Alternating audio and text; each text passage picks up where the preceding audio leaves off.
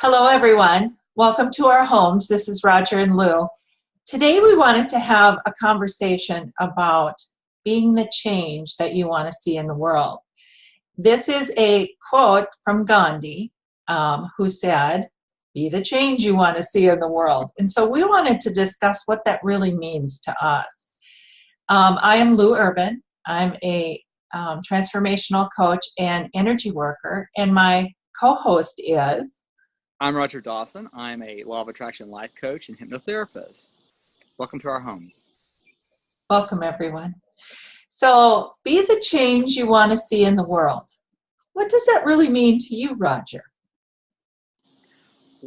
To me, it means if I want to see happiness, I should be happy. If I want to see light, I should be light.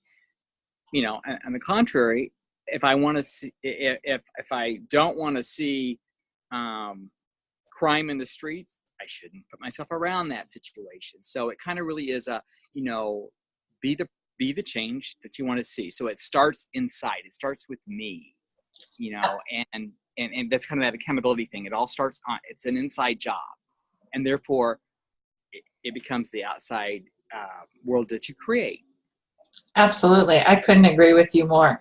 To me, it means that both energetically, in our mind, in our energy, in our emotions, that we create that place of what we want to see in the world. That it's all about us being disciplined enough to say, no, I'm not going to go down the negative path. If you want negativity, you can create that. If you want that to be the change you want to see, but if you want to be more on the positive side, or I should say the higher level vibration, have more positive experiences, what you deem as more positive, then you have to create that space in yourself first by thinking the right thoughts, feeling the right feelings, acting in the right way in order to create that. Does that make sense? It does make sense. And, and a part of that, where it's starting with you and doing those things that you say, it is an awareness factor, right? So Yes. You can't wear blinders in order to create this environment, this way of seeing life. You Yes. have to, and with that said, yes, you're going to see things that may be disturbing to you, but it's all about each of us have something in our life that there's people in this world would just want to have 1/10, one fraction of the things that we have. And so it is all about finding that silver lining in every storm cloud. Absolutely. Yeah, one of the things that you just said that rang true is not putting yourself in the space where you're going to feel those emotions or think the thoughts that you don't want to be in. Mm-hmm. And I'll just give an example. I rarely listen to the news anymore, rarely, because I know I have my thoughts go there.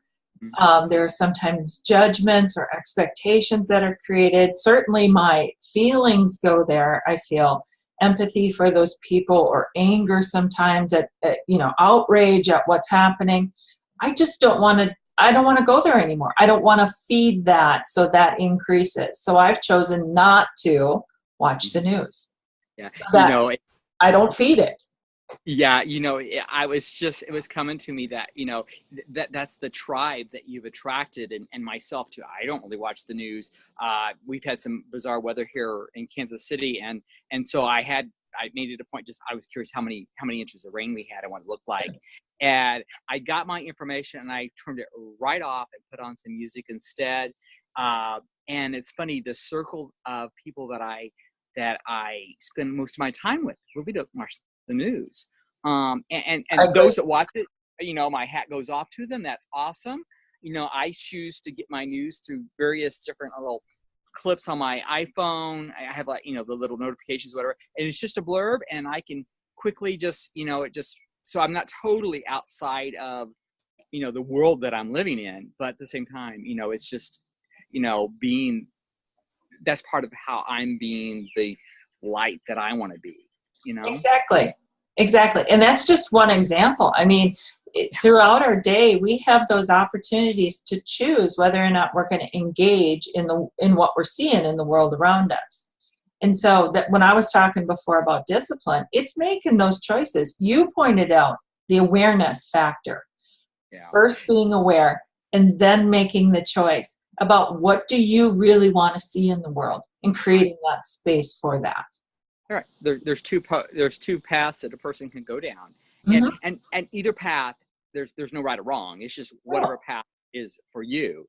And I was just thinking about at work, everybody's always gossiping about something, whether the latest benefit change or this customer did that or this employee did that or whatever. And I find that I have to really, sometimes I'll find myself going down the path of engaging in the conversation, and I quickly do a U-turn. Sometimes I keep going, but I do find myself where I will do a U-turn, or I'll turn it around into whatever we were saying that may have been focused all on the shortcomings or the negative piece of that, and turning it around into, but they still bring this value or whatever, and then that's how I do my U-turn on that. So. Yep. Yeah, I agree with you.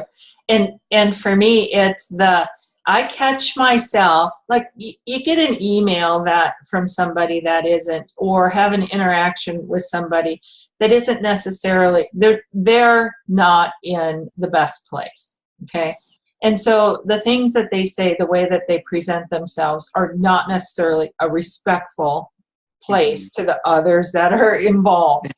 And so, sometimes I get into that, oh my gosh, I start thinking the worst things about that person. I come to some assessment about, that they're always that way, or, go down that path. And it's like, nope, I catch myself and I'm like, nope, I have to give that person grace. I have no idea what they've gone through today, much less in their life, and so it's about giving people grace too at the same time.